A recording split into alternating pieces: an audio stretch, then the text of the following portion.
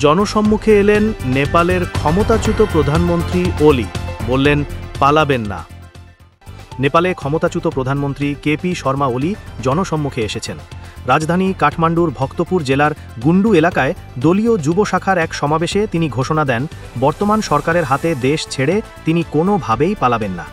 ওলি সমর্থকদের উদ্দেশ্যে বলেন, আপনারা কি মনে করছেন আমরা দেশকে এই ভিত্তিহীন সরকারের হাতে ছেড়ে দেব? কোনোদিন না। আমরাই দেশকে গড়ে তুলব, ফিরিয়ে আনব সাংবিধানিক ধারা, শান্তি ও সুশাসন। চলতি মাসের শুরুতে জেনজিদের আন্দোলনের মুখে পদত্যাগে বাধ্য হন ওলি। প্রধানমন্ত্রীর সরকারি বাসভবন ছাড়ার 18 দিন পর এটাই তার প্রথম প্রকাশ্য বক্তৃতা। জানা গেছে, 9 দিন নেপালের সেনাবাহিনীর নিরাপত্তায় থাকার পর গত 18 সেপ্টেম্বর ওলি ভক্তপুরের গুন্ডুতে ভাড়া বাড়িতে ওঠেন।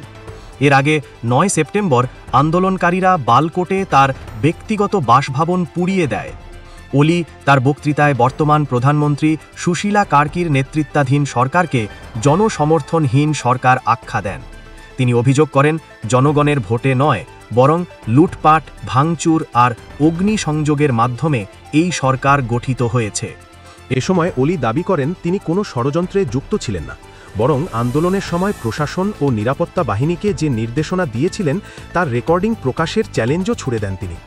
সাবেক এই প্রধানমন্ত্রী অভিযোগ করেন, তার নতুন বাসস্থানের নিরাপত্তা সম্পূর্ণ ব্যর্থ।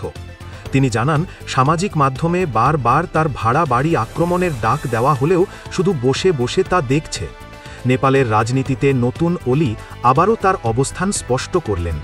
দেশ ছেড়ে তিনি যাবেন না, বরং রাজনৈতিক লড়াই চালিয়ে যাবেন শেষ পর্যন্ত।